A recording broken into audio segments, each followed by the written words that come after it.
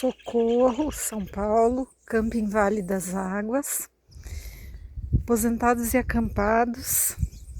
barraca já está montada, já almoçamos e depois nós vamos curtir o camping, que é muito bonito, muita natureza, muita paz, é isso aí.